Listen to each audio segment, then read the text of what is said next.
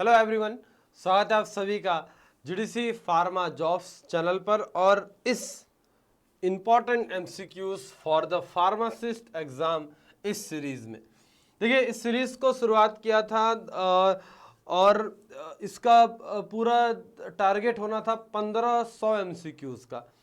But अब इसको सोच के थोड़ा बढ़ाकर 1600 एमसीक्यू कर दिए, क्योंकि मॉडल पेपर भी थोड़ा आपका और बढ़ा दिए। मतलब 8 की जगह आप 10 मॉडल पेपर और इसको टोटल 1600 एमसीक्यूज के साथ कवर अप करेंगे। आज का ये जो पार्ट रहेगा, ये इस पूरे सीरीज का लास्ट पार्ट रहने वाला है। यहाँ पर इसके पूरे क्वेश्चंस आज कंप्लीट होने वाले हैं। मॉडल पेपर नंबर 10 देखेंगे, कंप्लीट सिलेबस देख रहे हैं, सभी को पता है ये चीज़। सारे सब्जेक्ट्स, सिटिक्स, केमिस्ट्री, कोग्नोसी, कोलॉजी, ये सब कुछ कवर अप करते चल रहे हैं।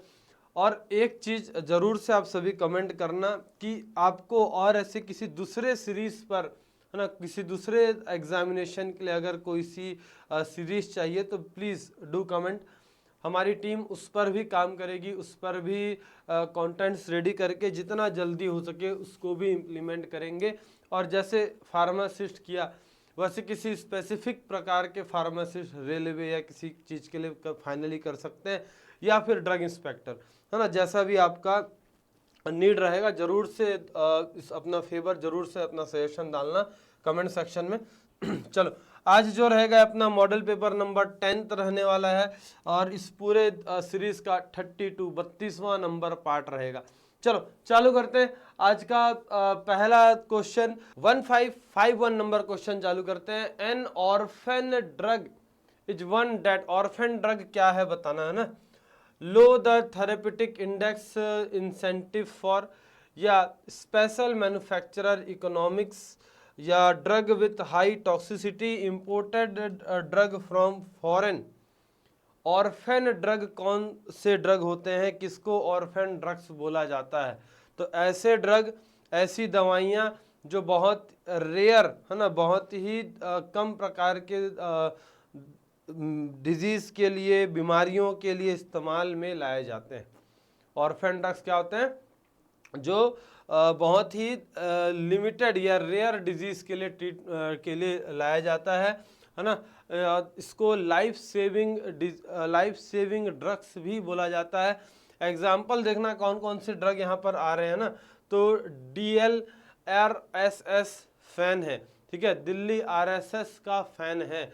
तो DL से याद करना, D से डिजॉक्सिन एंटीबॉडी, एल से लियोथ्रोनिन की बात करते हैं, RSS rifabutin, rifaximin, rituximab, S से sumatriptan, sodium stibogluconate, sodium thiosulfate, fan FAN, fomepizole आ जाएगा। ए से एम्फोटेरिसिन, बी और एजासिटिडिन, और एन से नाइट्रेट्स आते हैं ना, नाइट्रेट्स आ जाएंगे। और ये क्लियर करते चलना, नीलोटिनिब निकल कर आ जाएगा। तो ये सभी ड्रग्स लाइफ सेविंग ड्रग होते हैं, ठीक है, और जितने भी रेयर डिजीज हैं उनके लिए इस्तेमाल में लाए जाएंगे। चलो नेक्स्ट देखो, a patient on aspirin will have increase in, ठीक है, अगर किसी पेशेंट को एस्पिरिन दिया गया है, या एस्पिरिन वो बहुत लंबे समय से ले रहा है, खा रहा है, तो क्या होगा, क्या बढ़ जाएगा? ब्लीडिंग टाइम बढ़ जाएगा, क्लॉटिंग टाइम बढ़ जाता है, प्रोथ्रोम्बिन टाइम बढ़ जाएगा, या फिर एक्टिवेटेड पार्शियल थ्रोम्बोप्लास्टिन टाइम, कौन सा टाइम बढ़ता है? तो क्या होगा भाई, एस्पिरिन देखना क्या करता है, एस्पिरिन खून को पतला बनाता है, इसलिए जो ओल्ड एज पेशेंट रहते हैं उनको नहीं दिया जाता, या बहुत अवॉइड करते हैं, ठीक है। एस्पिरिन क्या रहता है जी, ब्लीडिंग टाइम को बढ़ा देगा, समझे, ब्लीडिंग टाइम प्रोलॉन्ग कर देगा, क्लॉटिंग टाइम, मतलब अब जैसे नॉर्मली किसी व्यक्ति का ब्लीडिंग टाइम मान लो 1 मिनट है, ज़्यादा से 1 मिनट तक खून बहेगा, उसके बाद अपने आप वो क्लॉटिंग चालू हो जाएगा।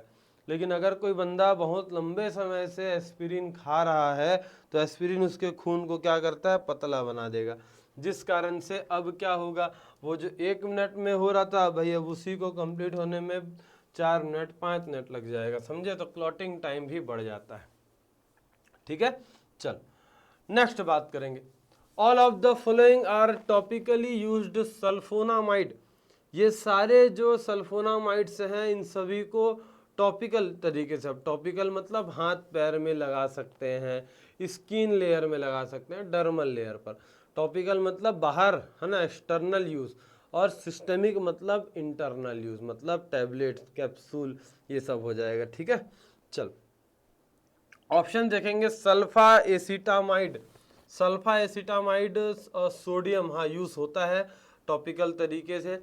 Sulpha diazine, silver sulfa diazine या मेफेनाइड। अच्छा एक चीज क्लियर करना, सिल्वर सल्फा डायाजीन, मेफेनाइड और सल्फा एसिटामाइड, इन सभी को टॉपिकली यूज करते हैं। इनके क्रीम्स आते हैं, लोशन आते हैं, अलग अलग प्रकार के इनके फॉर्मुलेशन होंगे, टॉपिकली यूज किया जाएगा। लेकिन सिल्वर सल्फा डायाजीन की बात कर लो ना, सिर्फ सल्फा डायाजीन, सिल्वर सल्फा डायाजीन आ जाओगे तो सिल्वर सल्फा डायाजीन आपके बर्न में, अगर कोई किसी को चोट लग गया, जल गया है, तो उस कंडीशन में सिल्वर सल्फा डायाजीन दिया जाता है। सल्फा डायाजीन ही एकमात्र है जो टॉपिकली नहीं दिया जाएगा, बाकी सभी आपके निकल कर आ जाएंगे, ठीक है। चलो यहाँ पर देखो, sulfamethoxazole urinary tract infection, sulfadoxine के साथ अगर पायरीमिथामिन मिला दिए तो मलेरिया ट्रीटमेंट के लिए, प्रोफाइलैक्सिस ऑफ मलेरिया में यूज होता है। सल्फा डायाजीन के साथ पायरीमिथामिन मिला देंगे, टॉक्सोप्लाज्मोसिस में यूज होगा। सल्फा सालाजिन ये अल्सरेटिव कोलाइटिस में यूज होता है जी, अल्सर कोलॉन्स में, अगर हमारे इंटेस्टाइन के कोलॉन्स में अगर इन्फ्लेमेशन आ गया तो इसको यूज करते हैं। सल्फा एसिटामाइड बताया ये ऑक्यूलर इन्फेक्शन, और मेफेनाइड और सिल्वर सल्फा डायाजीन ये दोनों बर्न पेशेंट में यूज होता है। चलो आगे देखेंगे, beta blocker used as miotic in glaucoma. बताओ कौन सा ड्रग है मायोटिक, है ना, मायोटिक तरीके से काम करेगा ग्लाउकोमा में, प्रोप्रानोलॉल, सोटालॉल, एटिनोलॉल या टीमोलॉल। तो क्या हो रहा है मायोटिक की, तो मायोटिक यहाँ पर टीमोलॉल होता है ना। यहाँ पर देखना है पूरा ग्लाउकोमा का एक बार क्लासिफिकेशन देखते हैं, कौन कौन सी दवाएं यहाँ पर यूज किए जा रहे हैं। पहला, ऐसा जो एक्वस सिक्रेशन को कम करता है, ऐसी दवाएं जो एक्वस यानी जिसके कारण आंसू कम बनेगा, ठीक है, जो हमारा आंसू बनता है ना वो कम बनेगा। दूसरा, जो एक्वस आउटफ्लो को बढ़ाते हैं, मतलब हमारे आंखों से जो आंसू है, पानी है, इसको बहने में मजबूर करता है, इसका फ्लो बढ़ाता है। तो एक्वस सिक्रेशन कम करने वाले में बीटा ब्लॉकर आ गया। टीमोलॉल देख लिए, beta blocker and alpha agonist, याद रखना बीटा को ब्लॉक करना है और अल्फा को एक्टिवेट करना है। तो ऐसे बी फॉर बीटा और बी फॉर ब्लॉक, और ए फॉर अल्फा और ए फॉर एक्टिवेट, ऐसे याद कर लेना। इसके बाद कार्बोनिक एनहाइड्रेस इनहिबिटर का यूज करते हैं, ठीक है, ये देखते हुए चलना। तो भाई यहाँ पर बीटा को ब्लॉक करेंगे, अल्फा को एक्टिवेट करेंगे। नेक्स्ट क्वेश्चन देखो, यहाँ पर क्या बोल रहा है, hyperglycaemia is a condition of. Hyperglycaemia क्या होता है बताएंगे, है ना, हाइपरग्लाइसीमिया कंडीशन में क्या हो रहा है। पहला ऑप्शन बोलता है increase level of blood sugar, increase level of insulin, ठीक है, इंक्रीज लेवल ऑफ ग्लाइकोजन या decrease level of blood sugar. अच्छा, हाइपर यानी ज्यादा, हाइपर यानी इंक्रीज, डन। चलो, ग्लाइसीमिया यानी ग्लूकोज, ये ग्लाइसी यानी ग्लूकोज, और इमिया मतलब ब्लड। अब क्या समझे, अगर ब्लड में ग्लूकोज का लेवल नॉर्मल से ज्यादा इंक्रीज हो गया तो इसको हाइपरग्लाइसीमिया बोलेंगे। इस वाले कंडीशन को क्या बोलेंगे, डिक्रीज ब्लड ग्लूकोज लेवल, इसको हाइपोग्लाइसीमिया बोलेंगे। हाइपो, हाइपो मतलब कम हो गया, समझ गया। अगर ग्लूकोज लेवल कम हो गया तो हाइपोग्लाइसीमिया, बढ़ गया है तो हाइपरग्लाइसीमिया। ठीक है, चलो अगला देखो, मैकेनिज्म बताना है, mechanism of action for the anti parasitic action of mebendazole and thiabendazole. ठीक है, किस प्रकार से ये वर्क करते हैं। Stimulation of the acetyl choline receptor at neuromuscular junction. ठीक है, न्यूरोमस्कुलर जंक्शन में एसिटाइल कोलिन रिसेप्टर को स्टिमुलेट कर रहा है। अगला करता है इनहिबिट करता है डाइहाइड्रोफोलेट रिडक्टेज। अगला बोल दिया interference with microtubule synthesis and assembly, या ब्लॉक करता है थायमिन ट्रांसपोर्ट को। क्या रहेगा, मेबेंडाजोल, थायोबेंडाजोल, इनका मैकेनिज्म रहता है जी, ये माइक्रोट्यूब्यूल्स है ना के साथ इंटरफेयर करेंगे, है ना, इंटरफेरेंस विथ माइक्रोट्यूब्यूल सिंथेसिस और असेंबली। माइक्रोट्यूब्यूल्स वाला पार्ट याद रखना जब भी मेबेंडाजोल, थायोबेंडाजोल लेकर आओगे, है ना, क्लियर करना भैया। बाकी सब भी देखते हैं, बाकी सबका भी मैकेनिज्म देख लिया जाए एक बार। कोलिनर्जिक ड्रग है तो ये आपके एसिटाइल कोलिन रिसेप्टर को स्टिमुलेट कर रहा है, डन। ठीक है, इसके साथ साथ ट्राईमिथोप्रिम की बात करते हैं, ये आपका डाइहाइड्रोफोलेट रिडक्टेज को इनहिबिट करेगा। एंटी पैरासाइटिक एक्शन जो यहाँ पर मिल रहा है हमको मेबेंडाजोल का, ये माइक्रोट्यूब्यूल्स वाला पार्ट निकल कर आ जाएगा। ठीक है, चलो थायमिन ट्रांसपोर्ट के लिए कौन रहेगा, एम्प्रोलियम रहेगा। ठीक है, चलो अगला क्वेश्चन देखो, while performing the chemo microscopy of drug plasmodesma were observed probable drug is. जब हमने माइक्रोस्कोपिक स्टडी किया या माइक्रोस्कोपिक कैरेक्टरिस्टिक के बारे में जब हमने देखा, तो इनमें से एक ऐसा ड्रग है ना, एक ऐसा क्रूड ड्रग है जिसमें हमको प्लाज्मोडेस्मा देखने को मिला। अब ये किस में है, बुचू में मिला, नक्स वोमिका, लोबेलिया या मिंट लीव्स। तो नक्स वोमिका की बात करते हैं। ठीक है, इसका एपिडर्मिस जो है ना, उसमें लिग्निफाइड ट्राइकोम्स, साथ ही साथ एंडोस्पर्म की जो बात करते हैं थिक वॉल्ड इसमें रहेगा, और अनलिग्निफाइड सेल, और उसके साथ साथ प्लाज्मोडेस्मा ये देखने को मिल जाता है। ठीक है, तो इसका टीएस करने से इसी प्रकार का माइक्रोस्कोपिक कैरेक्टर देखने को मिला, ये क्लियर करते चलेंगे। आगे देख लो, the major property of ayurvedic herb rasa indicates. Rasa का मतलब क्या होता है बताना, टेस्ट होता है, पोस्ट डाइजेस्टिव इफेक्ट होता है, पोटेंसी होगा, या फिजियोकेमिकल प्रॉपर्टीज निकल कर आ जाएगा। चलिए, रासा का मतलब क्या निकलेगा आयुर्वेदिक में, तो टेस्ट होता है, रासा मतलब टेस्ट। एक बार सभी कुछ यहाँ पर देखते चलेंगे। रासा देखिए, अच्छा ये वाला पार्ट ना जीपैट से बहुत इंपॉर्टेंट होता है। जीपैट एग्जाम में भी एक 2020-21 में क्वेश्चन यहाँ से भी आया हुआ था, देखते चलेंगे, है ना। इसके बाद रासा मतलब भाई टेस्ट, एसेंस निकल गया। गुना, गुना मतलब क्वालिटी, गुण बोलते हैं ना कि भाई उसके 36 के 36 गुण मिल रहे हैं, तो वही क्वालिटी निकल कर आएगा। वीर्या यानी पोटेंसी यानी एनर्जी। ठीक है, विपाका, विपाका यानी पोस्ट डाइजेस्टिव इफेक्ट, और प्रभाव, प्रभाव मतलब कैसा एक्शन दे रहा है, स्पेसिफिक एक्शन या उसका इफेक्ट देखेंगे। ठीक है, ये प्रभाव उसका देखेंगे। नेक्स्ट क्वेश्चन देखो, the yellow colouring substance present in Curcuma longa. Curcuma longa की बात करते हैं, तो जो येलो कलर उसका आ रहा है वो किसके कारण होता है बताएंगे। कुर्कुमिनॉइड्स के कारण होता है, कैम्फीन के कारण होता है, कुर्क्यूमिक एसिड या कुर्कुमिनाल्डिहाइड के कारण होगा। तो कुरकुमा लौंगा देखोगे, येलो कलरिंग एजेंट जो है वो किसके कारण होगा, कुर्क्यूमिनॉइड्स के कारण होगा। ठीक है, ये क्लियर करते चलेंगे भाई। कुर्क्यूमिनॉइड्स निकल कर आ गया, देखो किसका नाम होता है, हरिदा यानी टर्मरिक का होता है ना, हल्दी का होता है। 5% वोलेटाइल ऑयल रहेगा, रेजिन रहता है। अब इसका जो कलर मिल रहा है ये कुर्कुमिनॉइड्स इसको कुर्क्यूमिन बोलते हैं। कुर्क्यूमिन 50 to 60% प्रेजेंट रहेगा, देखते चलेंगे, ठीक है। येलो कलर देता है, ये क्लियर कर लो।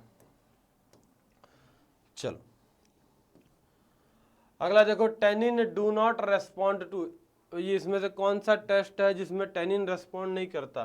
Gold beater skin test, phenazone test की बात करते हैं, मैच स्टिक टेस्ट या बॉर्न ट्रैगर टेस्ट। टेनिन सभी के लिए रेस्पॉन्ड करेगा, एक्सेप्शनल बॉर्न ट्रैगर।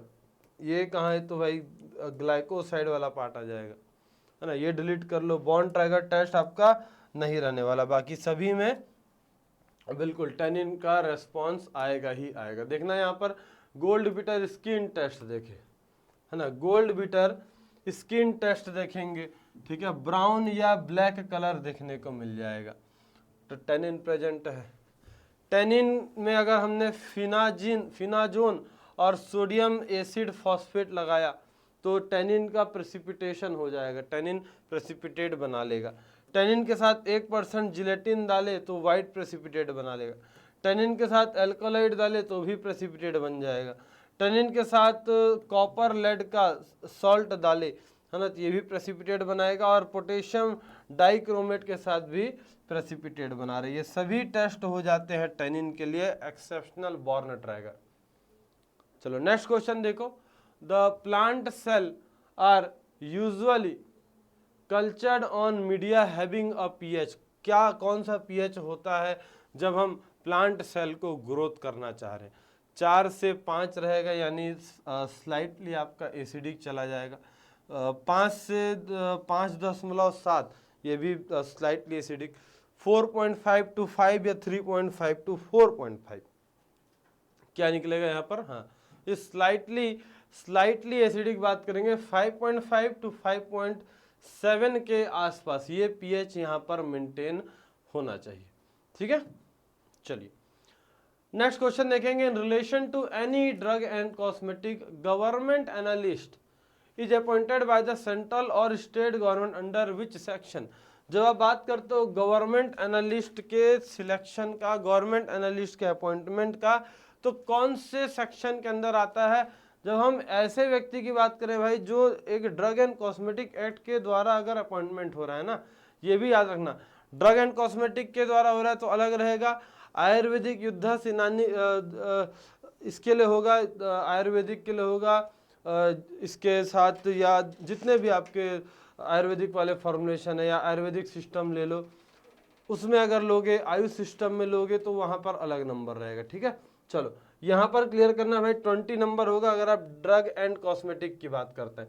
अच्छा यहाँ पर एक बार जरूर से देखना, गवर्नमेंट एनालिस्ट इसका अपॉइंटमेंट देख रहे हैं, अगर ये ड्रग एंड कॉस्मेटिक के अंदर हुआ है तो सेक्शन नंबर 20 में होगा।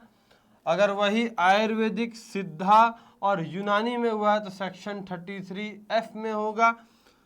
रिपोर्ट जो अपना रहेगा वो सेक्शन 25 में रहेगा।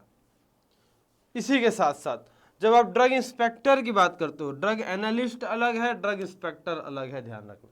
ड्रग इंस्पेक्टर आएगा तो ये इसका जो अपॉइंटमेंट रहेगा वो सेक्शन 21 के अंदर आएगा। जब ड्रग एंड कॉस्मेटिक की बात करता हूँ, जब आयुर्वेदिक सिद्धा यूनानी की बात कर लो, है ना, तो यह 33G हो जाएगा। वहां पर 33F था, यहाँ 33G हो जाएगा। तो ड्रग इंस्पेक्टर को अपॉइंटमेंट 21 में होता है, इसका पावर 22 में मिलता है और इसका प्रोसीजर जो होता है सेक्शन 23 में होता है। एक एक स्टेप यहाँ पर बढ़ जाएगा, ठीक है। चलो नेक्स्ट बात करेंगे, अगला क्वेश्चन देखते चलेंगे। No women shall be required और allowed to work in any factory except between the hours. बताओ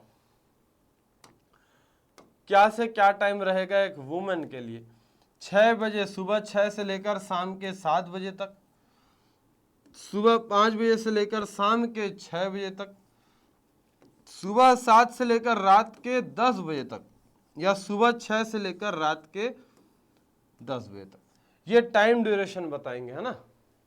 तो मैक्सिमम जो इवनिंग टाइम रहेगा वो रहेगा 7 PM, 7 बजे के बाद है ना वुमेन्स से गर्ल्स से काम नहीं करवाना है।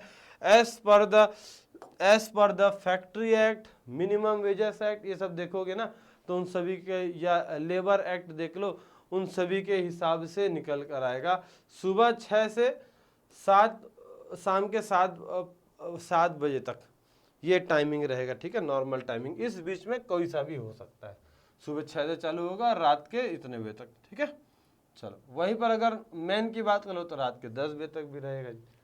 आगे देखो, drug and cosmetic act has been divided into how many parts. Drug and cosmetic act जो है टोटल कितने हिस्से में टूटा है? 15, 16, 17, 18, कितने पार्ट्स होते हैं? कुल मिलाकर 18 पार्ट्स, टोटल 18 पार्ट्स में डिवाइड होगा, ये देख लेना। अब देखेंगे तो 1940 में इस चीज़ को एक बार जरूर से देख लेना। बहुत से स्टूडेंट ने इसमें कंफ्यूज बहुत होते हैं, भाई कब आया?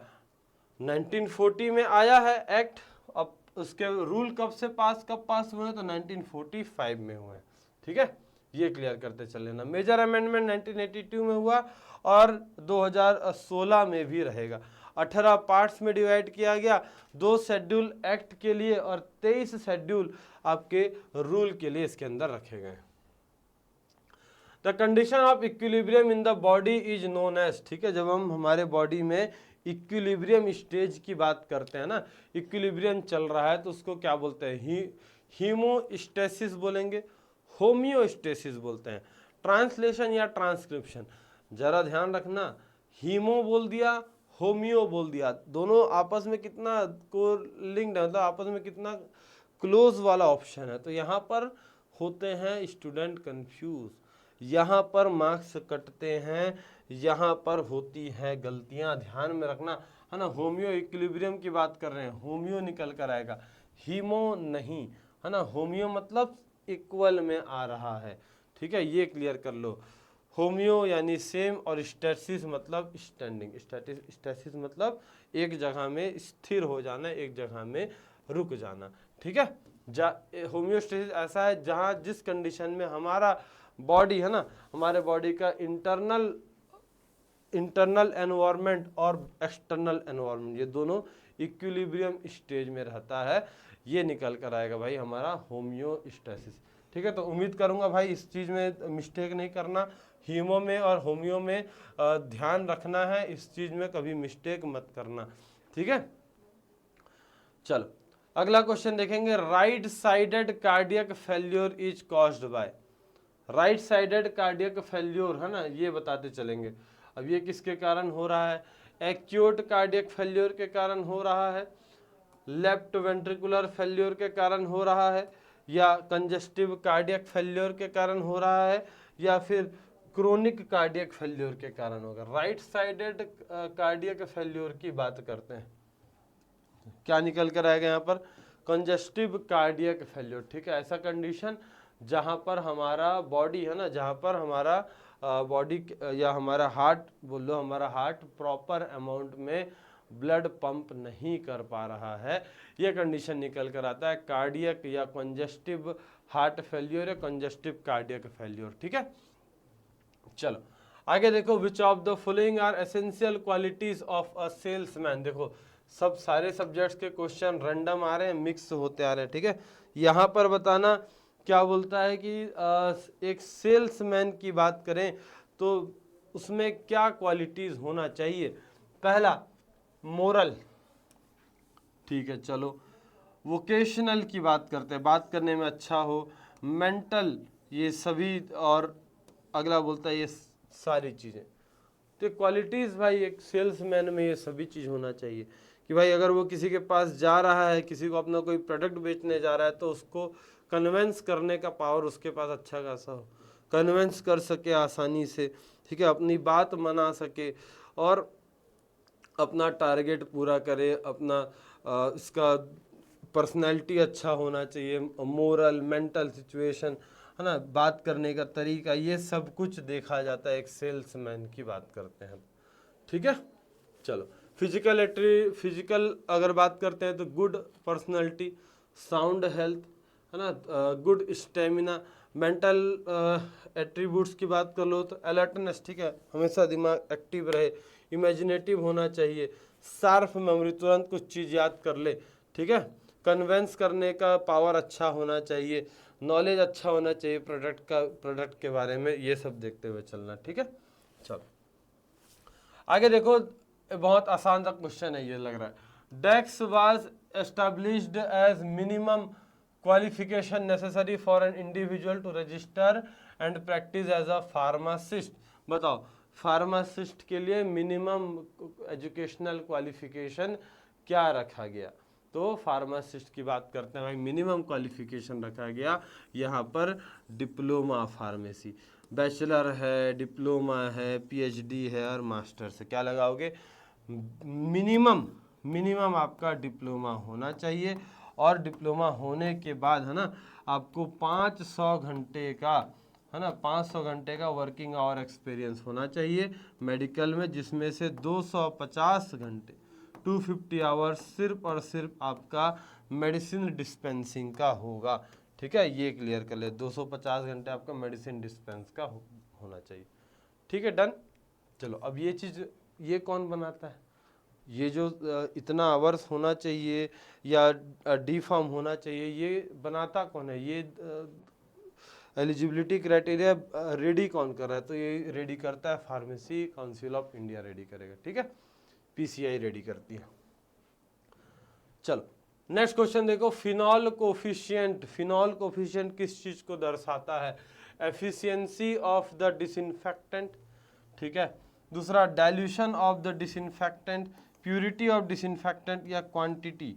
अच्छा क्लियर करना, फिनॉल कोफिशिएंट क्या होता है, जिससे हम क्या करेंगे, पहले फिनॉल, है ना, फिनॉल की एफिशिएंसी देख लिए, फिनॉल का एफिशिएंसी पता चल गया, और फिनॉल को ही हम एज अ रिफरेंस, है ना, फिनॉल को रिफरेंस मानते हैं, फिनॉल को यहाँ पर स्टैंडर्ड मानते हैं, और उसी के रिफरेंस के बेसिस पर, है ना, हम दूसरे प्रकार के डिसइंफेक्टेंट को चेक करते हैं कि अगर इसने ऐसा काम किया ना, फिनॉल ने इस तरीके से काम किया, तो भाई जो अगला है वो कितने अमाउंट में दे रहे हैं, कौन सा डिसइंफेक्टेंट है, कितने अमाउंट में यूज़ करेंगे तो वो अच्छा इफेक्ट देगा, है ना, वो चेक किया जाता है। तो हमेशा ध्यान रखना, फिनॉल कोफिशिएंट, इसमें हम क्या चेक करते हैं, इसमें फिनॉल के एफिशिएंसी को, है ना, फिनॉल के वर्किंग पावर को रेफरेंस मानकर हम दूसरे प्रकार के डिसइंफेक्टेंट को चेक करते हैं, उनकी एफिशिएंसी चेक की जाती है, ठीक है। चलो नेक्स्ट देखेंगे, mordant used in gram staining. बताओ जी, ग्राम स्टेनिंग में मॉर्डेंट के तौर पर किसको इस्तेमाल किया जाएगा? पहला बोल दिया क्रिस्टल वॉयलेट, आयोडीन की बात करते हैं, सेफ्रानीन, या ये सभी हो सकते हैं। अच्छा एक चीज़ क्लियर करना, ग्राम स्टेनिंग कर रहे हैं तो इसमें क्रिस्टल वॉयलेट जो होता है ये प्राइमरी स्टेन होता है ना, ये क्या होता है, प्राइमरी स्टेन। आयोडीन होता है, ये मॉर्डेंट की तरीके से यूज़ करते हैं, मॉर्डेंट, या इसको बोल दो आयोडीन फिक्सेशन, है ना, आयोडीन फिक्सेशन का काम करता है ताकि और अच्छे से दिख सके, मतलब विजुअलाइजेशन को और बढ़ाता है आयोडीन ट्रीटमेंट करने से। सेफ्रानीन की बात करते हैं तो सेफ्रानीन आपका सेकेंडरी डाई होता है, ठीक है, ये सेकेंडरी डाई दूसरा यूज़ करते हैं, या इसको काउंटर स्टेनिंग भी बोलते हैं, ठीक है, काउंटर स्टेन सेफ्रानीन। आयोडीन आपके mordant, crystal violet, methylene blue, ये सब जो होता है ये प्राइमरी डाई होता है, ठीक है। चलो नेक्स्ट बात करेंगे द बीटा डैश फॉर्म, है ना, crystallises out the liquefied cocoa butter with stirring at, ठीक है। बीटा डैश फॉर्म जो है आपके कोका बटर का ये अगर इसका क्रिस्टलाइज फॉर्म है ना, crystallised out the liquefied Coca, कौन से कितने डिग्री सेल्सियस में होगा? 24 डिग्री सेल्सियस, 18 से 23 डिग्री सेल्सियस, 28 से 31 या 34 से 25 डिग्री सेल्सियस। तो बहुत बेसिक है क्वेश्चन, और बहुत बार पूछा हुआ है और स्पष्ट आपने देखा होगा अपने मॉड्यूल में ना। 18 से लेकर है ना, यहाँ पर क्लियर करते चलना है ना। थोड़ा सा एक चीज़ मिस्टेक है, ये वाला है ना, 18 से 23 डिग्री सेल्सियस है ना, ये यहाँ पर लिक्विफाइड, और मेल्टिंग पॉइंट 28 से 31, इस चीज़ को देख लेना, ठीक है। सभी का मेल्टिंग पॉइंट भी देखते चलना है भाई, सबका melting point, beta form, beta dash form, alpha form, ये सब देखते चलेंगे। चलो अगला क्वेश्चन क्या बोल दिया, क्लास 1 लाख एरिया है ना, क्लास 1 लाख एरिया का यूज किस पर्पस के लिए किया जाएगा। जब इसका पूरा एसेप्टिक एरिया जब आप पढ़ोगे है ना, तो उसमें आपको मिलेगा class 100 area. Class 100 area aseptic के लिए करते हैं है ना, यहाँ पर क्लास 100 एरिया किसके लिए करते हैं, एसेप्टिक के लिए।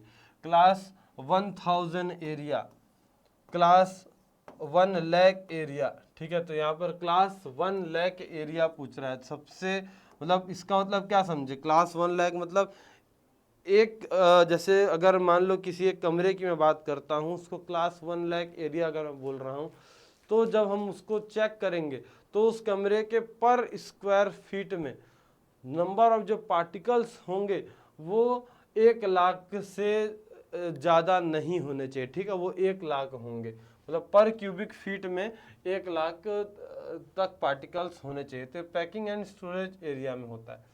देखो हमको सबसे कम पार्टिकल्स कहाँ पर मिल रहे हैं, इस वाले में। क्लास 100 एरिया में मान लो ये एक कमरा हुआ, ठीक है, और इसका अगर मैंने इसको क्लास 100 एरिया, मैं इसको क्लास 100 एरिया अगर बोल रहा हूँ, तो मैं रैंडमली कोई सा ही पार्ट लेता हूँ। मान लो मैंने यहाँ से बीच से एक पार्ट लिया, पर क्यूबिक फीट मैंने लिया, जिसको मैं जब चेक करूँगा तो यहाँ पर टोटल नंबर ऑफ पार्टिकल्स कितने रहेंगे, 100 से ज़्यादा नहीं होने चाहिए। यहाँ पर 10,000 की बात कर लो है ना, अब यहाँ पर क्यूबिक फीट में कितने पार्टिकल्स हैं, 10,000 हैं। तो इसका काम मैन्युफैक्चरिंग के लिए होता है। इसके बाद 1 लाख, अब 1 लाख हो गया, तो यहाँ पर क्यूबिक फीट में कितने, 1 लाख पार्टिकल्स। अच्छा, इसमें क्लास 100 एरिया का यूज़ एसेप्टिक के लिए होता है, स्टेराइल एरिया के लिए होता है, क्योंकि यहाँ पर पार्टिकल्स बहुत कम रहते हैं भैया। अगर ज़्यादा पार्टिकल रहेगा, ज़्यादा कंटेमिनेशन होगा तो आपका प्रोडक्ट ख़राब हो सकता है। इसलिए क्लास 100 एरिया हमेशा से एक एसेप्टिक एरिया की तरीके से काम करेगा, ठीक है। चलो नेक्स्ट क्वेश्चन देखो यहाँ पर, द फोम स्टेबिलिटी है ना, foam stability is measured by, कैसे मेजर किया जाता है फोम स्टेबिलिटी। IR स्पेक्ट्रोस्कोपी के द्वारा करते हैं, UV स्पेक्ट्रोस्कोपी, रोटेशनल विस्कोमीटर, या बॉब कॉन विस्कोमीटर की बात करते हैं। तो यहाँ पर रोटेशनल विस्कोमीटर है ना, एक बार सब यहाँ पूरा अगर एरोसॉल का पूरा अगर आप इवोल्यूशन टेस्ट देखोगे तो एरोसॉल का वाल्व डिस्चार्ज रेट ना, ये सब चेक किया जाता है। स्प्रे पैटर्न चेक करने के लिए है ना, स्प्रे पैटर्न चेक करेंगे। और क्या कुछ चेक करता है, नेट कंटेंट चेक किया जाएगा, उसको वेट करके खाली एम्प्टी कंटेनर को वेट करेंगे, उसके बाद प्रोडक्ट भर के फिर से उसको वेट करेंगे, माइनस करके पता लगा लेंगे कितना वेट बढ़ा है। फोम स्टेबिलिटी चेक किया जाएगा है ना, पार्टिकल साइज चेक करते हैं, प्रोपेलेंट का नेचर चेक किया जाता है। ये सभी इसके इक्विवेलेंट टेस्ट आ जाते हैं ना, इवोल्यूशन टेस्ट आ जाते हैं। चलो आगे बढ़ जाओ, विच of the following method is used for sale promotion. मान लो कि मेरे पास जैसे एक रिमोट है, ठीक है, या ये जैसे चलो मेरे मान लो मेरे पास ये एक माइक है, ठीक है, डिजिटेक का ये एक माइक है, और मुझे इसको सेल करना है, मतलब इसका सेल को और बढ़ाना है, या मेरी कंपनी इस डिजिटेक की माइक को बनाती है, तो मैं कैसे कैसे करके कौन कौन सा उपाय है जो लगाकर मैं इसका बिक्री और बढ़ा सकता हूँ, ठीक है, इसका सेल और बढ़ा सकता हूँ। तो कूपन्स देकर, अच्छा याद रखना, जरा एक इस चीज़ को देखना कि कुछ ऐसे खरीद रहे हो है ना, या फ़ोन पे से, गूगल पे से अगर कुछ पेमेंट भी करते हो तो स्क्रैच कूपन आता है स्क्रैच कूपन। हाँ, तो ये स्क्रैच कूपन हो गया, इससे भाई हमारा प्रमोशन होगा, बिल्कुल होगा। ट्रेड स्टैम्प से होता है, फ्री सैंपल से होता है ना। बड़ी बड़ी कंपनियां हैं, बड़ी बड़ी जिनके पास अच्छा खासा पैसा इन्वेस्ट कर सकते हैं, वो फ्री सैंपल भी दे देते हैं। बेटा लो भाई, ये लो फ्री सैंपल है ना, इसका इस्तेमाल करो पहले, उसके बाद फिर सामान अच्छा लगे तो आप प्रोडक्ट खरीदना। तो ये सब होता है, ठीक है। तो ये सारे के सारे निकल कर आ जाएंगे। Free sample, trading stamp, coupons, premium या किसी तरीके का bonus offer, prize contest, fair, exhibition, buy one get one free, ये सभी जो ऑफर्स हैं ये सब निकल कर आ जाएंगे। चलो नेक्स्ट क्वेश्चन देखो क्या बोलता है यहाँ पर। सरफेस टेंशन, वाटर का सरफेस टेंशन कितना होगा नॉर्मल कंडीशन में? 62.89 पर सेंटीमीटर या 72.89, 82.89, 92.89, क्या जाएगा? वाटर का सरफेस टेंशन 72.89 होता है ना। सबसे ज़्यादा क्लियर करना भैया, सबसे ज़्यादा सरफेस टेंशन वाटर में देखने को मिला। आगे देखो, मीनिंग ऑफ लैटिन टर्म है ना, सुमेंडस। सुमेंडस इस लैटिन टर्म का मतलब क्या होता है?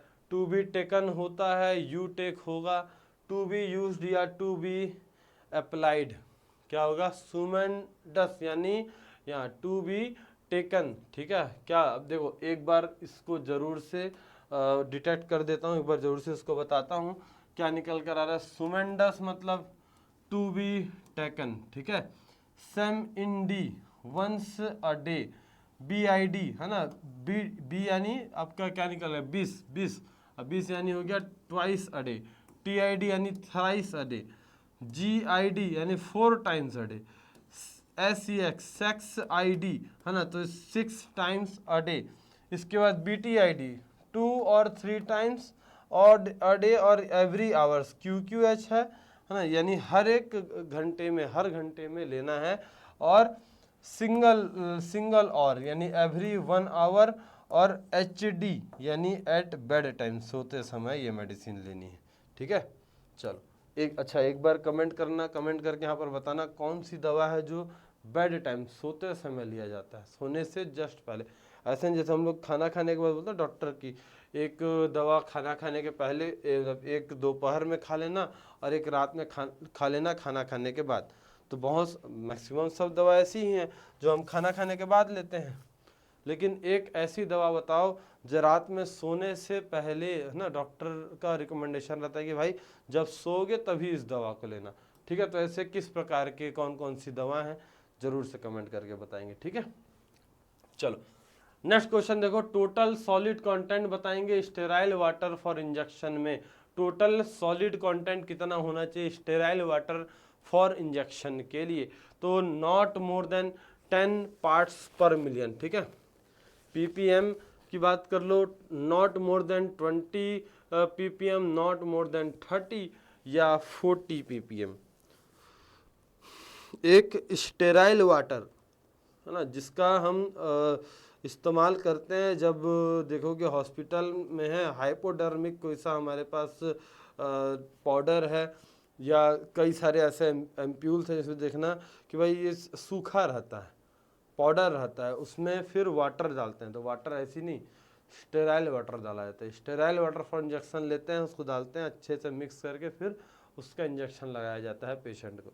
तो इनमें सॉलिड पार्टिकल्स है ना, सॉलिड कंटेंट भाई 40 पार्ट्स पर मिलियन से ज़्यादा नहीं होना चाहिए ना, वरना फिर पेशेंट के साथ प्रॉब्लम होगा, ये क्लियर करना, ठीक है। और वाटर फॉर इंजेक्शन में वही 10 निकल कर आएगा, ठीक है। Sterile water for injection direct होता है वाटर फॉर इंजेक्शन, ठीक है। दोनों क्लियर करते चलना।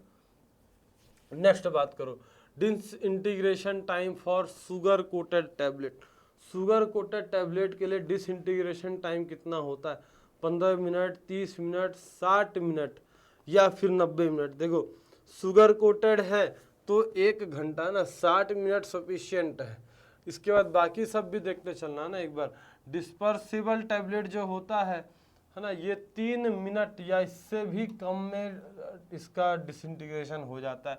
इफरवेशन टैबलेट का 5 मिनट होता है। अनकोटेड है तो फिर 15 मिनट लगेगा, ठीक है। फिल्म कोटेड है तो 30 मिनट तक चलेगा। वेजाइनल टैबलेट भी 30 मिनट चलता है। ये शुगर कोटेड है 1 घंटा चल जाएगा, 60 मिनट।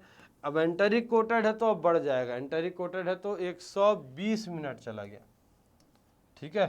फॉस्फेट बफर है तो 60 मिनट, फॉस्फेट बफर वाले कंडीशन में 60 मतलब फॉस्फेट बफर के अगर आपका डाइल्यूशन डिसइंटीग्रेशन मीडिया अगर फॉस्फेट बफर है तो 1 घंटा तक जाएगा, ठीक है।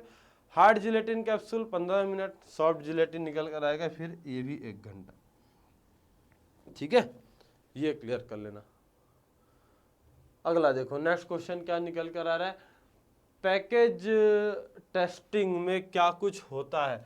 शॉक टेस्ट होता है, ड्रॉप टेस्ट होता है, इंक्लाइंड इम्पैक्ट टेस्ट होता है यानी सीधे से गिराएंगे, वाइब्रेशनल टेस्ट होता है, उस सामान को रख मतलब जो भी आपका प्रोडक्ट उसको रख कर वाइब्रेट किया जाएगा। ये सारे के सारे निकल है ना, सभी के सभी निकल कर आते हैं। ये देखना भाई, अगर किसी भी कोई सा भी आपका मान लो जैसे ये रिमोट है, ठीक है, ये हमारा प्रोडक्ट है, इसको हमने पैक कर दिया, एक कार्टून में पैक किया है, एक डिब्बे में पैक किया है, तो उसका पैकिंग भी तो चेक करेंगे भाई कैसा हुआ है पैकिंग।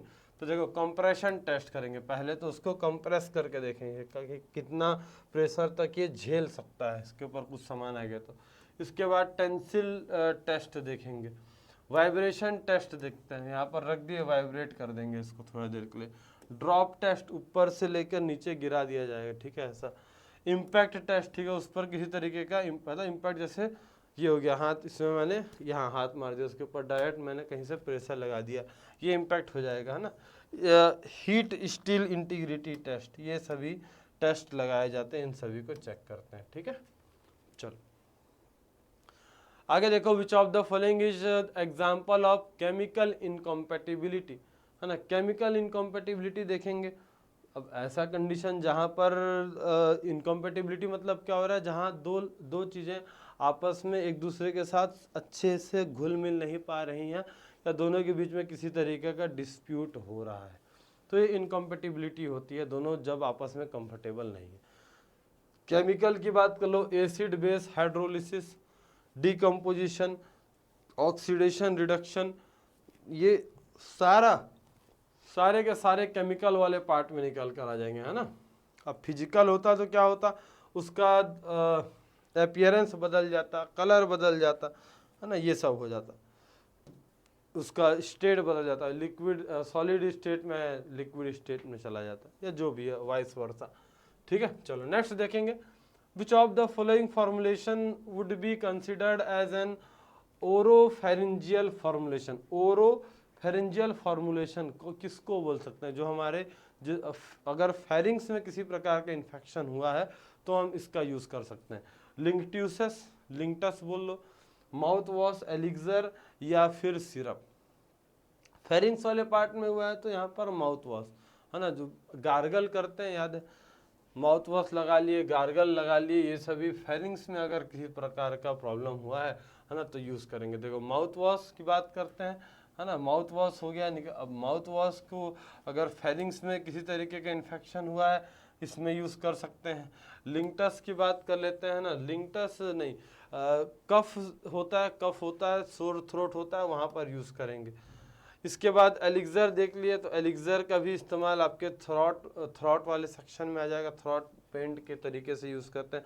थ्रॉट में अगर इन्फेक्शन हुआ है तो इसका यूज़ करेंगे एलिक्सर का, ठीक है। चलो सिरप की बात कर लो, है ना, तो ये तो सीधा सॉल्यूशन ही हो जाता है, तो ये सब देखते हुए चलेंगे, ठीक है।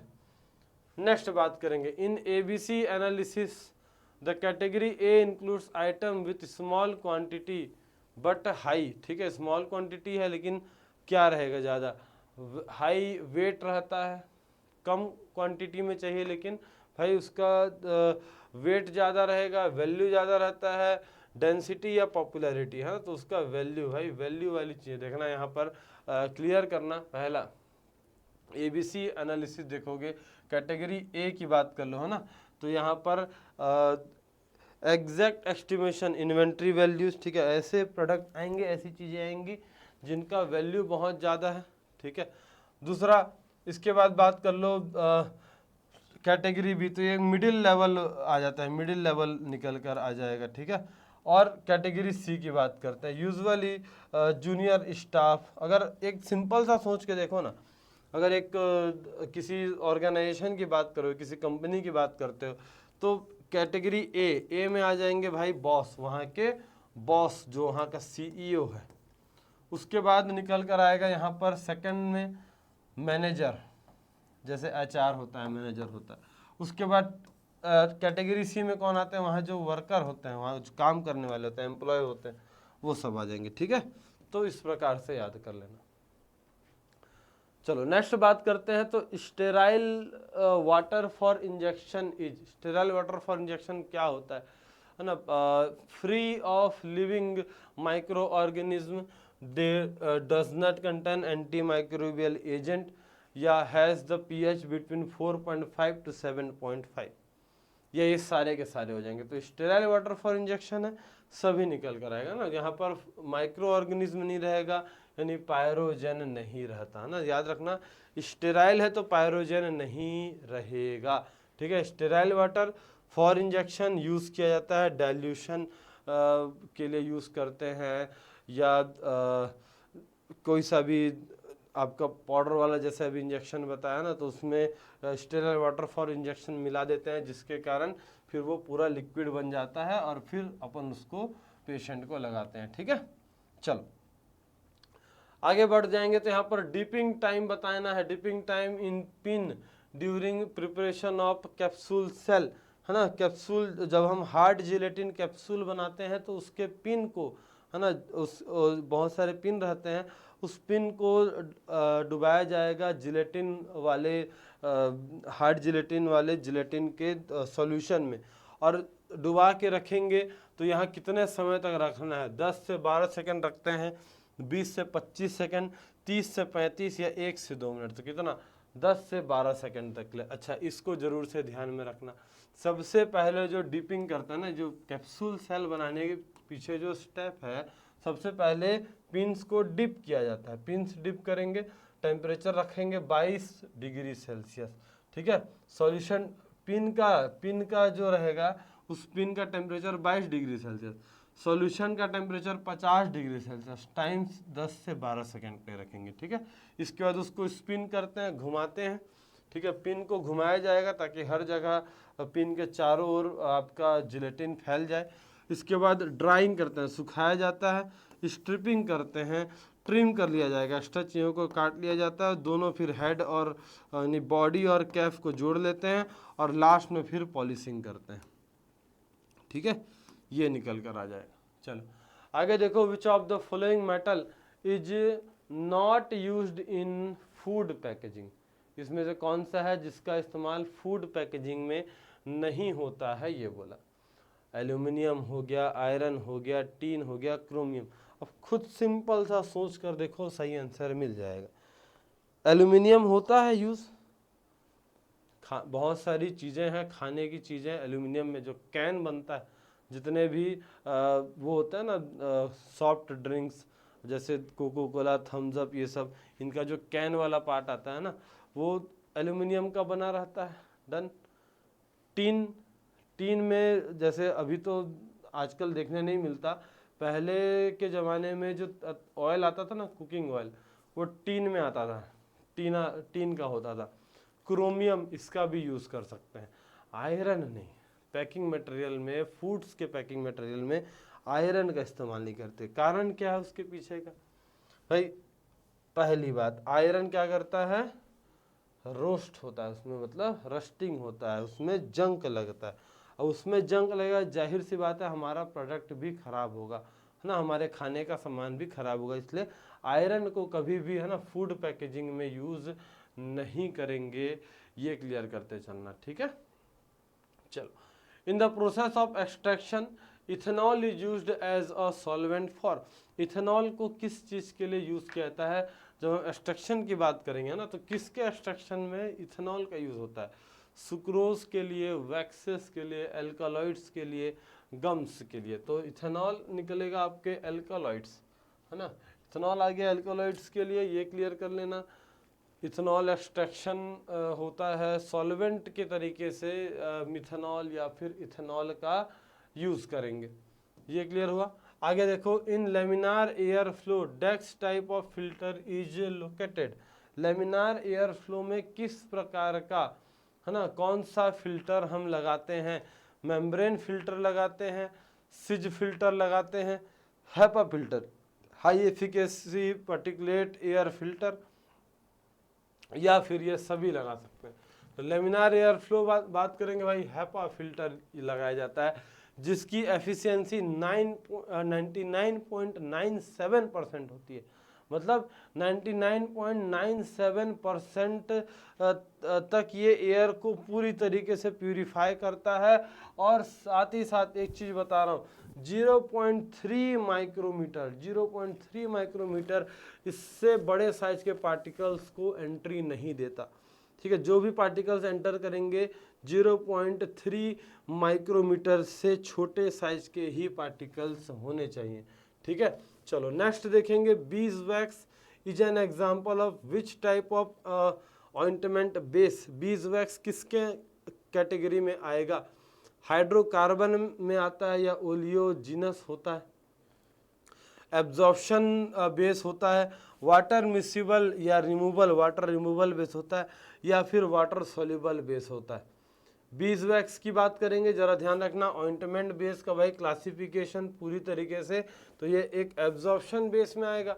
अब देखना यहाँ पर बात कर लो ओलियोजिनस बेस की बात करते हैं ना तो इसमें water insoluble, hydrocarbon, vegetable oils, animal fat, wax, ये सब आ जाते हैं।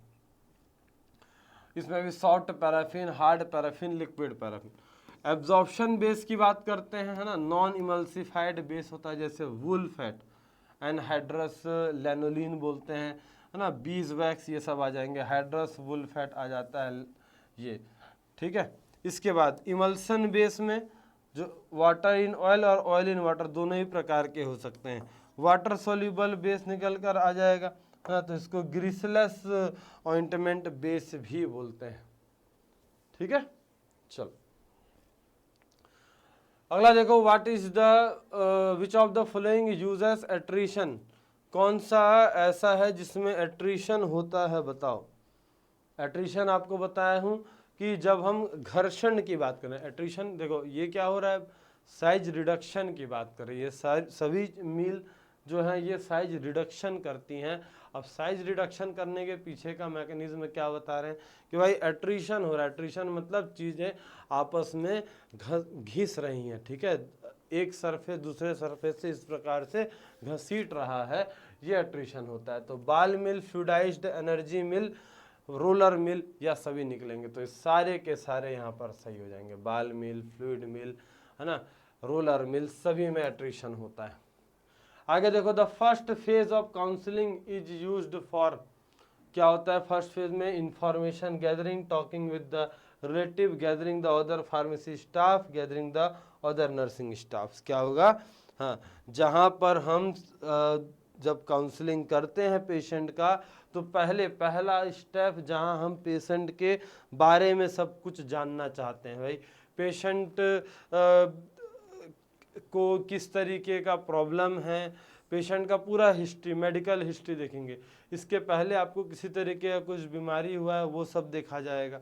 ठीक है, या फैमिली में अगर किसी को बीमारी हुआ है, पेशेंट को किसी ड्रग से एलर्जी है, किस किस प्रकार का उसको प्रॉब्लम होता है, सिम्टम, हर चीज़, यानी पूरा इन्फॉर्मेशन पता करना, है ना, प्रिलिमिनरी चीज़ होती है। सबसे पहले उस पेशेंट के बारे में ईच एंड एवरीथिंग, सब कुछ हमको पहले पता करना है, और उसके बाद हम फिर आगे स्टेप में बढ़ते हैं, जहाँ पेशेंट का पूरा डायग्नोसिस करते हैं, पेशेंट का सारा सिम्टम्स जानते हैं, उस डिजीज़ के बारे में समझते हैं, किस प्रकार का डिजीज़, कौन सा बीमारी हुआ है, उस बीमारी के बारे में पेशेंट को बताया जाता है। पेशेंट को बताएंगे, फिर पेशेंट से उसका मतलब उसको ट्रीटमेंट बताएंगे कि भाई जैसे मान लो कि जैसे किडनी में स्टोन होता है, किडनी स्टोन हुआ तो डॉक्टर बताएगा कि भाई किडनी स्टोन हुआ है, आपको पूरा कंडीशन बताया कि ये ऐसा ऐसा है, आपके में इतना बड़ा स्टोन निकला, अब इससे ट्रीटमेंट का तरीका, ये बीमारी से ट्रीटमेंट करना है, तो ट्रीटमेंट का तरीका ही बताया कि दो तरीका है, या तो भाई आप दवा खा कर ठीक हो जाओ, या तो फिर हम इसका सर्जरी करके निकालेंगे। तो ये उसको ट्रीटमेंट के बारे में बताता है, ठीक है। उसके बाद फिर पेशेंट का राय लेना, ये होता है प्रॉपर पेशेंट काउंसलिंग, ठीक है। प्रॉपर पेशेंट काउंसलिंग इसको ही बोला जाता है, ठीक है। चलो ये क्लियर करना, सबसे पहला स्टेप हमारा है कि ज़्यादा से ज़्यादा भाई नॉलेज ले लें, ज़्यादा से ज़्यादा पेशेंट के बारे में पता लगा लें, ठीक है। चलो नेक्स्ट क्वेश्चन देखो, which of the following are the objective of sale promotion. Sale promotion भाई हम अपनी चीज़ों का सेल, अपनी चीज़ों की बिक्री को और बढ़ा रहे हैं, तो इसके ऑब्जेक्टिव्स क्या कुछ हो जाएंगे, मतलब क्या ज़रूरत क्या है, हमारा टारगेट क्या है सेल प्रमोट करने का। पहला, टू इंट्रोड्यूस न्यू प्रोडक्ट, ठीक है। हमारे पास जो भी नए प्रोडक्ट या कंपनी ने जो भी नया प्रोडक्ट बनाया है वो हम सभी लोगों तक पहुंचाएं, मतलब सभी लोगों तक उसका इन्फॉर्मेशन पहुंचाए कि भाई ये इस प्रकार का हमारी कंपनी ने प्रोडक्ट बनाया है, ठीक है। चलो अगला, अट्रैक्ट द न्यू कस्टमर, ठीक है। जो कुछ भाई अब कस्टमर जितने ज़्यादा होंगे, है ना, आपका सामान बिकने का उतना ज़्यादा चांसेस रहेगा। एक ही कस्टमर कितना सामान खरीदेगा, तो जितने ज़्यादा कस्टमर होंगे उतना ज़्यादा इनकम है। अगला देखो, इम्प्रूव करना पब्लिक इमेज ऑफ द फिर्म, आपके प्रोडक्ट के बारे में, आपके कंपनी के बारे में कंपनी का इमेज और सुधारना, कंपनी का यानी आपका जो प्रोडक्ट है उसके बारे में उसको थोड़ा और ब्रांडिंग करना, उसका इम्पोर्टेंस बताना, ठीक है। ये सब निकल कर आ जाएगा, सारे के सारे ऑब्जेक्टिव हो जाएंगे सेल प्रमोशन के लिए, ठीक है। चलो आगे देखो, which one is not a type of drug distribution system. Drug distribution system देखोगे तो इसमें से कौन सा नहीं रहेगा, ये बता रहा है। ड्रग बास्केट मेथड, ठीक है।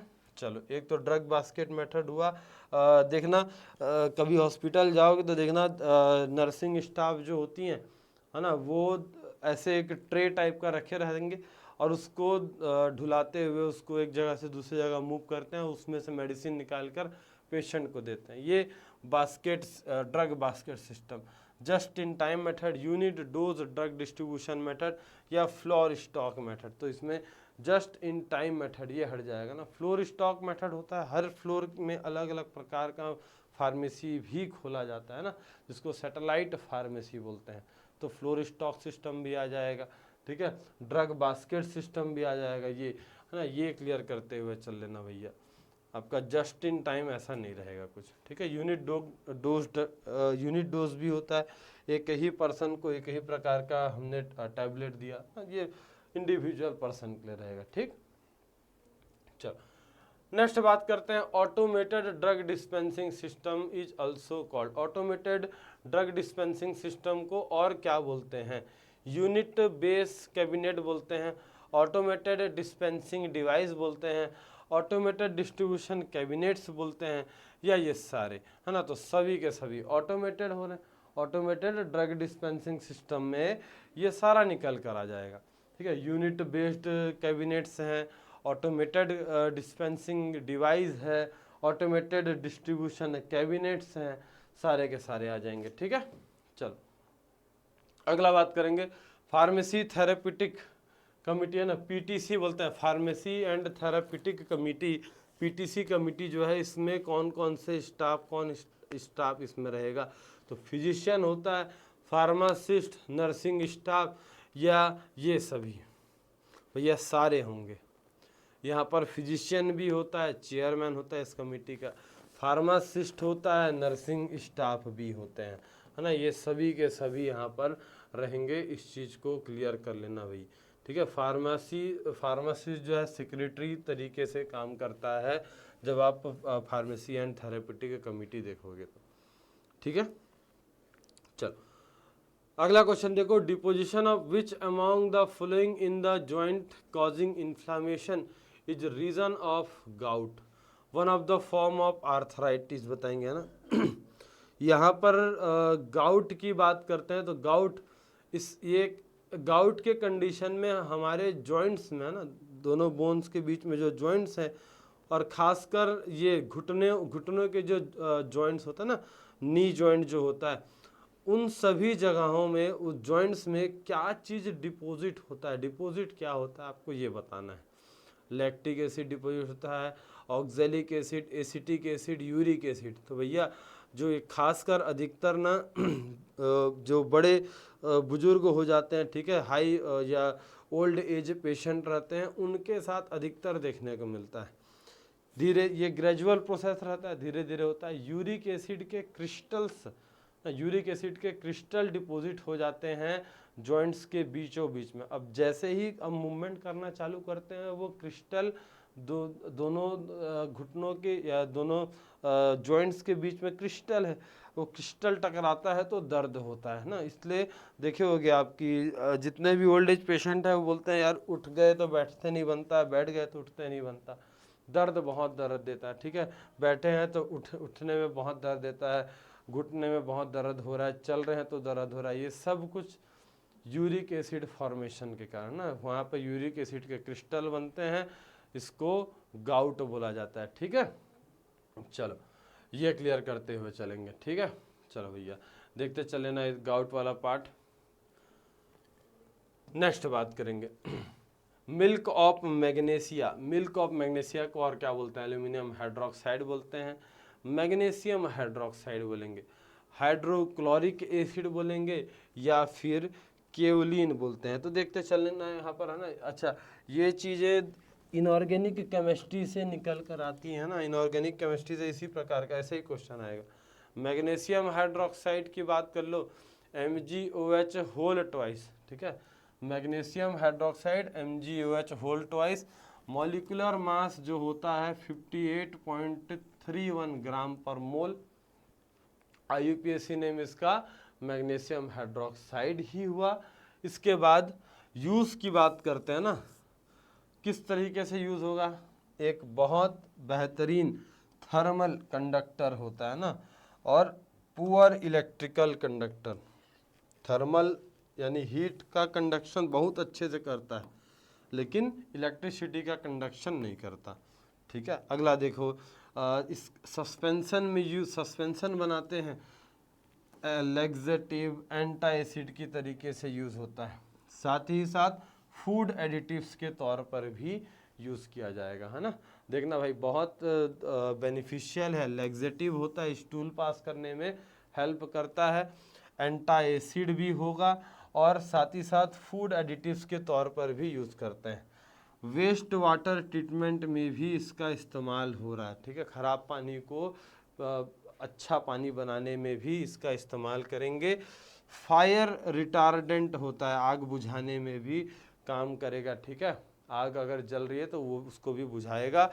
अगला, used in wet plate colloidal process ना, as a photographic fixture.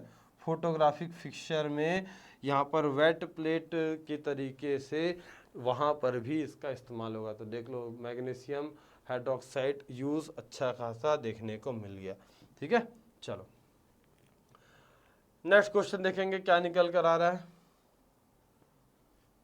Agent which are applied locally, ठीक है, लोकली अप्लाई हो रहा है and gives the protein precipitant action, ठीक है। ऐसी चीज़ें जो प्रोटीन को प्रेसिपिटेट कर रही हैं ना, प्रोटीन प्रेसिपिटेट करेगा। मान लो अगर जैसे हाथ में कहीं पर चोट लगा हुआ है, कहीं पर कट लगा हुआ है, तो हम वहाँ पर भी इनका इस्तेमाल करते हैं। प्रोटीन प्रेसिपिटेट करेगा और ब्लड क्लॉट स्टार्ट कर देगा। ब्लड क्लॉट हो गया तो फिर भाई ब्लड फ्लो नहीं होने देता, मतलब ब्लड लॉस से भी बचाता है। एस्ट्रिंजेंट बोल लो, एंटी माइक्रोबियल, एंटीसेप्टिक, डिसइंफेक्टेंट नहीं।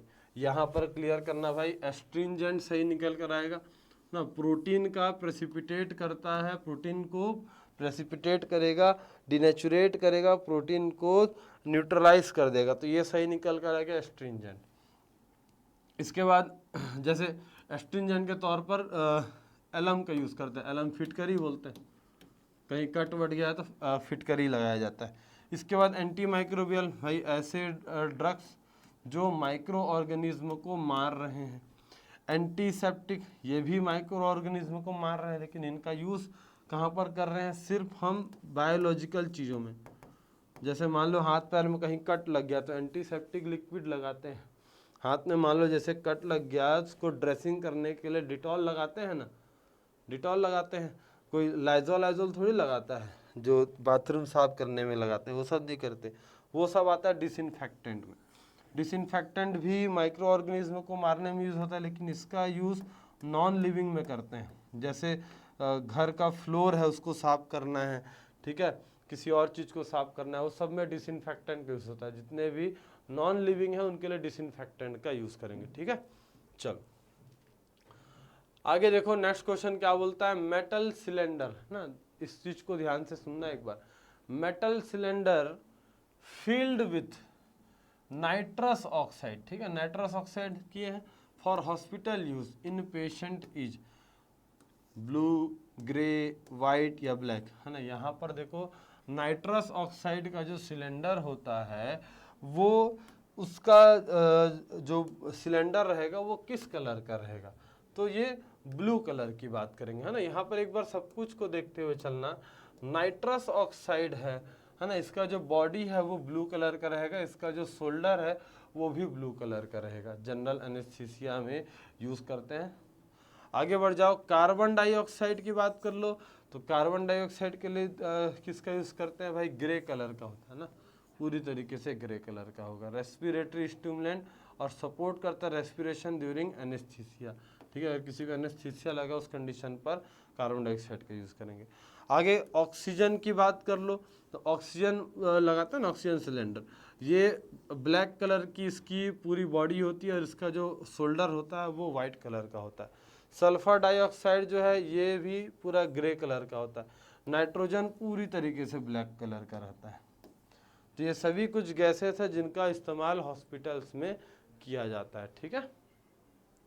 चलो अगला देखो, which reagent is used in limit test of chloride, ठीक है। क्लोराइड के लिमिट टेस्ट में किसका इस्तेमाल करेंगे जी, सिल्वर नाइट्रेट का यूज़ करेंगे, बेरियम क्लोराइड का यूज़ करेंगे, डाइफिनाइल कार्बाजोन या थायोग्लाइकोलिक एसिड, अच्छा उसका ही यूज़ करेंगे। उसी चीज़ का यूज़ होता है जो भाई क्लोराइड के साथ अच्छे से मतलब रिएक्ट करे, क्लोराइड के साथ रिएक्ट करेगा उसको भी तो यूज़ करेंगे। तो यहाँ पर क्लोराइड का रिएक्शन सिल्वर नाइट्रेट के साथ मिल रहा है। कैसे, देखो यहाँ पर क्लोराइड आयन है, एक्स्ट्रा एसेंशियल जो एक्स्ट्रा है ना, लिमिट टेस्ट के लिए चेक किया, हमने डाला यहाँ पर silver nitrite, silver nitrate AgNO3 डाला। अब ये क्या करेगा, सिल्वर क्लोराइड बनाएगा, ठीक है। यहाँ से आपका सिल्वर वाला पार्ट और यहाँ से क्लोरीन, है ना, ये दोनों मिलकर सिल्वर क्लोराइड बना लेते हैं और नाइट्रेट आयन यहाँ से रिलीज होता है, ठीक है। ये कंफर्मेशन करता है, ये बताएगा आपके कि भैया हाँ इसमें क्लोरीन प्रेजेंट है, ठीक है। डन यहाँ पर। चलो नेक्स्ट बात करते हैं क्या निकल कर आएगा अगला क्वेश्चन। और पॉलिन एंटीबायोटिक, पॉलिन एंटीबायोटिक इसमें से कौन सा है, एम्फोटेरिसिन बी होता है, ग्रीसियोफल्विन होता है, फ्यूसिडिक एसिड है ना, या टोब्रामाइसिन, क्या निकल कर आएगा। पॉलिन एंटीबायोटिक्स की बात करेंगे तो बहुत पॉपुलर एम्फोटेरिसिन बी, इस ड्रग की बात करते हैं, ठीक है। यहाँ पर इसका भी एक बार क्लासिफिकेशन देख लो जरा हल्का सा। एंटी फंगल एंटीबायोटिक्स की बात करेंगे, पॉलिन्स में एम्फोटेरिसिन बी आ गया, निस्टाटीन आ जाएगा, हेमाइसिन आ जाएगा, नाटामाइसिन आ जाएगा। हेट्रोसाइक्लिक बेंजोफ्यूरॉन्स में ग्रीसियोफल्विन, ठीक है, फ्यूरॉन्स में फल्विन। इसके बाद एचिकोनेकेडिन्स की बात करते हैं तो यहाँ पर ये सभी ड्रग्स देखते चलेंगे ना, कैस्पोफंजिन ये सभी आ जाएंगे, ठीक है। फ्यूसिडिक एसिड हो गया, टोब्रामाइसिन, ये सभी ड्रग्स एक आध बार जरूर से ध्यान में रखते चलना। जो खासकर जो पॉपुलर ड्रग्स है ना उन सभी को आपको जरूर से एक बार रिमाइंड करना है और इसी प्रकार से अच्छे तरीके से करते चलेंगे, ठीक है। चलो तो एक चीज़ यहाँ पर बताना चाह रहा हूँ कि है ना, हमने ये सीरीज चालू किया था in 1500 most important MCQs series for the pharmacist exam preparation, हर प्रकार के फार्मासिस्ट एग्ज़ाम के लिए। और आज इस सीरीज़ का सबसे लास्ट पार्ट है ये, जहाँ पर हमने कंप्लीट किए टोटल 1600 MCQs। जी हाँ, 1600 MCQs पूरा सिलेबस कवर करते हुए चले। आप सभी के सपोर्ट के लिए बहुत ज़्यादा धन्यवाद। आपने इतना सपोर्ट किया, जहाँ जहाँ पर मैंने क्वेश्चंस किए आपने उन सभी क्वेश्चंस का आंसर भी दिया, टीम ने उस कमेंट्स को देखा भी, और बिल्कुल यही सब चीज़ें हैं जो हमको अप्रिसिएशन देती हैं। इन्हीं सब के कारण होता है कि नहीं यार कर जाएंगे, करना है आप सभी के लिए, ठीक है। तो बिल्कुल जैसा हम कर रहे हैं बिल्कुल आपको भी इसी प्रकार से मेहनत करते चलना है, अच्छे से करते चलना है, सब कुछ होगा, ठीक है। हर चीज़ हो जाएगा, हर एक एग्ज़ाम में आप एक अच्छा रिजल्ट लेकर आओगे। बस खुद पर भरोसा रखो, डेडिकेशन रखो, डिसिप्लिन रखो और रेगुलरिटी मेंटेन करो, ठीक है। चलो, तो यहाँ पर एंड करते हैं इस सीरीज़ को। आप अपना एक बार फीडबैक जरूर से देना आपको, और किस सीरीज़ पर या किस एग्ज़ाम के लिए प्रिपरेशन करना है, ताकि मैं उस पर भी कुछ ऐसा फ्रूटफुल चीज़ें, कुछ ऐसी सीरीज़ लेकर आ सकूं, ताकि आप हर उस एग्ज़ाम के लिए भी प्रिपेयर कर सको, ठीक है। चलो, thank you so much, wish you all the best. मिलते हैं आप सभी से फिर कभी किसी नए टॉपिक्स के साथ, नई चीज़ों के साथ, ठीक है। चलिए, stay connected, God bless you.